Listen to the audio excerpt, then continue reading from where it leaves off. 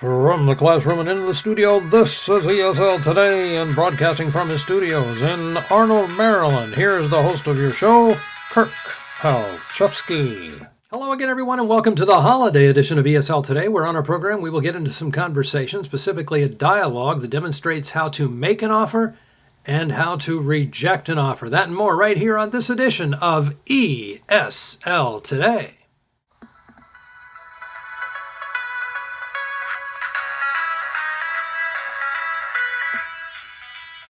All right, welcome back to the program. And as I said during the intro, we're going to get into some conversation. Right now, I'm going to demonstrate how to make an offer and how to reject an offer. Here is a scene from the 1946 Frank Capra Christmas classic, It's a Wonderful Life, in which Mr. Potter offers George Bailey a job, and George Bailey rejects the offer. Take a look. It's quite a cigar, Mr. Potter. Well, I suppose you're going to tell me why you called me here eventually. You know, George, that's what I like about you so much. Right to the point. George, I'm an old man and most people hate me, but I don't like them either, so we're even. Now, you know that I run practically everything in this town. Except Bailey Building and Loan. Except Bailey Building and Loan. You know, too, that for a number of years I've been trying to get control of it. Or kill it. But I haven't been able to do that. You have been stopping me. In fact, you have beat me, George. As anyone in this county could tell you, that takes some doing. Now, take during the Depression, for instance. You and I were the only ones that kept our heads. You saved the building and loan. I saved all the rest. Well, some say you stole it. Ah, the envious ones say that, George. The suckers. Now, I've stated my side very frankly. Let's take a look at your side. Young man, married, making, say, 40 a week. 45. 45. Give some money to your mother, pay your bills, and you're able to keep maybe 10 a week. If you skip, baby or two comes along and you won't even be able to save the 10. Now, if you were some common yokel, I'd say you were doing just fine. But there is nothing common about you. You're intelligent, ambitious, you hate your job. In fact, you hate the building and loan almost as much as I do. You're the smartest one in your crowd, George. But you've been forced to watch your friends go places because you're trapped. Trapped and frittering your life away playing nursemaid to a lot of riffraff. Isn't that right, George? Well, what's your point, Mr. Potter? My point? My point is I want to hire you. Hire me? That's right. I want you to work for me. I want you to manage my affairs, run my properties. I'll start you out at $20,000 a year. You can live in the finest house in town. Buy your wife lots of fancy, pretty clothes. Take a couple business trips to New York every year. Maybe once in a while Europe. You wouldn't mind that now, would you, George? No, I didn't think so.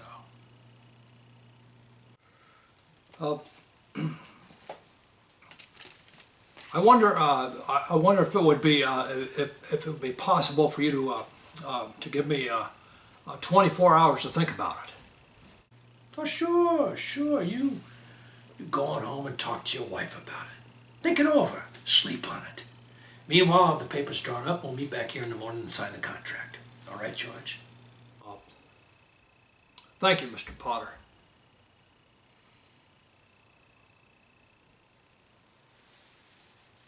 Wait a minute here. I don't need time to think about it. I don't need to talk to anybody. I know the answer. The answer is no. No! You sit around here spinning your web like the whole world revolves around you and your money. Well, it doesn't, Mr. Potter. I would say that in the vast configuration of things, you're nothing but a scurvy little spider, weaving your web of deceit. And that goes for you, too. All right, well, what did you think? A little dramatic, huh?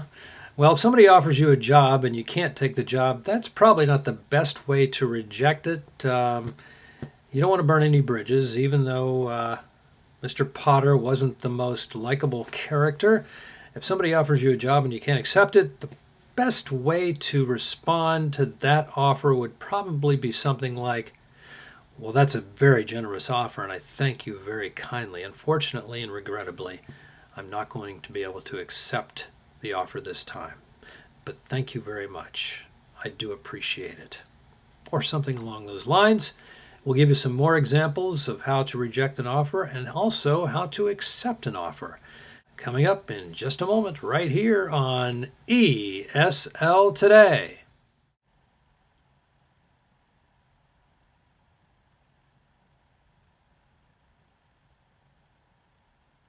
After careful consideration, I've decided to accept a position with another company. After much thought, I've decided that now is not the best time to leave my current job. While this position seems like a very good offer, I have decided to pursue another offer that will give me more opportunities to pursue my interests and utilize my skills.